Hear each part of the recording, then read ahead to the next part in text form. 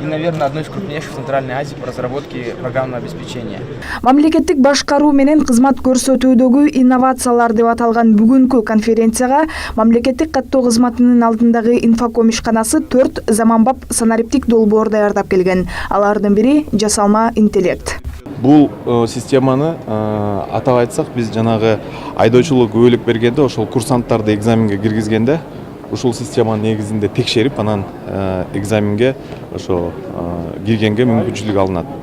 Дагы эле айтсак, ушуга окшогон системаларды негизи эле калкты тейлөө чөйрөсүндө толук ошо адамдар бизге кызмат алганы келген адамдардын жеңилдик кылыш үчүн ушуга окшогон системаларды ушул жылы ишке ашырабыз. Инфоком ишканасы мамлекеттик кызматкерлердин эмгек тажрыйбасы, буга чейинки иш орундары тууралуу маалыматтарды камтыган электрондук кызмат системасында иштеп чыккан. Бүгүнкү күндө системага өкмөттүн аппараты менен дагы 4 ишкана кошулду. Бул кызматтын жардамы менен жарандар мамлекеттик мекемелердеги бош жумуш орундары тууралуу маалымат алып, ага орношуу үчүн өмүр таржымалын электрондук түрдө тапшыра алышат. Жалпылап айтканда бардык процедуралар интернет аркылуу жүргүзүлөт. Ушул кызматкер жеринде толук маалыматы, мына бул жерде кайсы жерлерде кандай иштеген, анан эң ылдыйында карасак, бул система уже ошол киргизген маалыматка карата өзү ошол канча жыл өзүнүн ошо негизги алган специальности боюнча иштеди, толук ошол мамлекеттик кызматта канча иштеди, анан ошо толук ошол кызматкердин стажын көргөзөт. Өлкөнү санариптештирүү боюнча мамлекет башчысынын жарлыгына ылайык республиканын бүт аймагын сапаттуу, арзан интернет менен камсыздоо боюнча аракеттер жүрөт. Мамлекеттик жана муниципалдык кызматкерлер дагы жаңы технологиялар менен иштөөнү үйрөнүп, окутулат. Президенттин санариптештирүү боюнча коомдук башталыштагы кеңешчиси Дасан Догоев быйыл маалыматтардын коопсуздугун камсыздоо үчүн атайын борбор түзүлөрүн билдирди. Аны менен бирге сиздерге маалым болгондой, бул Кыргыз Республикасынын өкмөтүнүн демилгеси менен санариптик борбордук жана Түштүк Азия долбоору иши ашыруусу пландалып жатат. Бул долбоордун алкагында негизинен 3 тармакта иш-чара жүрөт. Биринчиси болсо бул сапаттуу интернет байланышын биздин регион боюнча өнүктүрүү.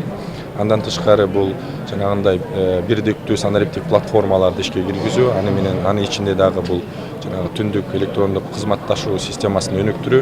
Коопсуздук кеңешинин соңку жыйынында президент билдирген аймактарды жакынкы 5 жылда санарипке өткөрүп, жигерди өнүктүрүү зарыл деген оюн ишке ашырууда ар бир жарандын катышып, жардам бериши маанилүү. Мындай пикирин Жогорку технологиялар паркынын директору Алтынбек Исмаилов бүгүнкү жыйында ортого салды. 43 жеке компания менен кызматташкан бул парктын жетекчиси дагы бир топ идеяларды камдап келген. Алардын бири медицина тармагын жакшыртууга багытталган. Биздин пациенттерди ошо катталгандан баштап, ошол жанагы ар кандай дары дармек башка эмелерди берүүгө чейин ошол автоматизация жасашканда ал эмнеге керек? Ал болсо биздин ошол доктурларыбыз, ошол биздин поликлиникада иштеп жаткан адистерибиз, алар ошол пациент жөнүндө көбүрөөк маалымат алып, туурараак ошол дарылоо программасын жазып берсин деген максат коебуз да. Президенттик аппараттын жетекчиси Досал Эсеналиев иш-чарада президенттин кайрылуусун окуп берди. Анда мамлекет башчысы санарипке өтүүдө алдыга чоң максаттар коюлганын, ага жетүү үчүн конференцияга чогулган жаш, креативдүү, акылдуу адистерди негизги өнөктөш катары көрөрүн билдирген. Приоритет государственной политики. Мамлекеттик саясаттын башкы багыты маалыматтык технологиялардын жардамы менен атаандаштыкка жөндөмдүү коомду куруу. Ошондуктан бул жагдайда сиздердин ролуңуздар эбегейсиз. Келечектеги өзгөрүүлөр сиздердин активдүүлүгүңүздөрдөн көз каранды. Сиздерге ишенем жана ар дайым колдоого даярмын. Министрлик же башка мамлекеттик мекемелер жарандарга кандай кызматтарды көрсөтөт? Айрым органдардын расмий сайтынан ушул суроого жооп табуу оңой эмес. Тескерисинче жасаган иштерин көп жарнамалашат.